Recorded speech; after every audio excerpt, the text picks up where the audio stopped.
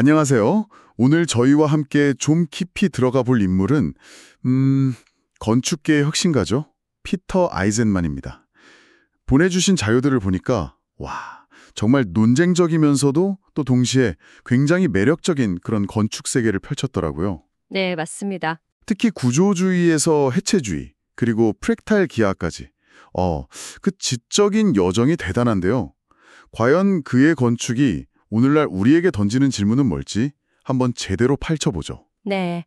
그 1932년생 미국 건축가 아이젠만, 케임브리지에서 박사받고 60년대 후반부터 활동을 시작했죠. 근데 시작부터가 좀 남달랐어요. 뭐랄까, 그냥 건물 짓는 걸 넘어서 건축의 본질, 그 언어 자체를 탐구하는 과정이었거든요. 특히 그 초기 구조주의 접근이 상당히 흥미롭습니다. 초기 작업하면 역시 그 카드보드 하우스 시리즈가 딱 떠오르는데요. 이게 그냥 네모난 집이 아니라면서요. 촘스키 언어학의 변형 생성 이론을 갖다 건축에 넣었다니. 아니 그게 대체 어떻게 건축으로 표현이 되는 거죠? 좀 감이 안 오는데. 그게 핵심은 집이라는 개념 자체를 좀 해체해서 본 거예요.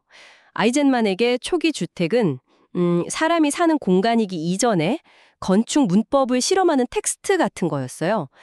촘스키 이론이 언어의 어떤 보편적인 구조에서 문장을 만들어내는 걸 설명하잖아요. 네네. 그것처럼 아이젠만은 사각형이나 그리드 같은 이런 건축의 기본 요소를 조작하는 규칙, 이 규칙을 통해서 형태를 만들어내는 과정, 그 자체에 주목한 거죠. 말하자면 건물을 하나의 언어처럼 다룬 겁니다. 하우스 I나 하우스 VI 같은 작품들 보면 기능보다는 형태 생성의 논리, 그 과정, 이게 중심이에요. 와, 건물을 언어처럼 본다. 정말 파격적이네요. 근데 듣는 분들 중에는 이런 생각 하실 수도 있을 것 같아요. 그래서 저기서 살기는 편했을까? 하는 그런 현실적인 궁금증이요. 실제 사용자 경험은 좀 어땠을까요? 네, 바로 그 지점. 그게 아이제만 건축의 가장 논쟁적인 부분이죠. 아무래도 기능성이나 어떤 편안함보다는 이론적인 탐구, 그러니까 건축 언어의 실험에 훨씬 무게를 뒀거든요. 그래서 실제 거주 측면에서는 불편하다 이런 비판도 분명히 있었어요. 그건 사실입니다. 하지만 그의 목표는 뭐랄까 안락한 집 자체가 아니라 건축의 가능성을 막 확장하는 데 있었던 거죠. 아하, 그런 실험 정신이 1980년대 데리다의 영향을 받은 해체주의로 또 이어지는 거군요. 구조주의가 규칙이나 체계에 집중했다면, 해체주의는 어떻게 다른 건가요? 네, 구조주의가 어떤 숨겨진 질서를 찾으려고 했다면 해체주의는 그 질서 자체를 의심하는 거예요. 그러니까 중심성, 대칭, 위계 같은 전통적인 건축의 근간들 있잖아요. 그걸 의심하고 해체하는 겁니다. 일부러 불안정성, 불확정성 이런 것들을 건축적으로 드러내는 거죠. 불안정성이요? 네, 1989년에 완공된 웩스너 센터가 아주 대표적인 예인데요. 기존 건물의 그리드랑 새로 만드는 그리드를 막 충돌시키고 뒤섞어요. 일부러 되게 혼란스럽고 예측 불가능한 공간 경험을 만들어내는 거죠. 사용자에게 익숙한 그런 안정감을 일부러 거부하는 겁니다. 이야, 기존 틀을 깨는 것만으로는 만족을 못했던 걸까요? 80년대 후반에는 프랙탈 기하까지 가져왔다니 이분의 지적 호기심은 정말 끝이 없는 것 같네요. 그 복잡계 이론인 프랙탈이 건축이랑은 또 어떻게 만나는 겁니까?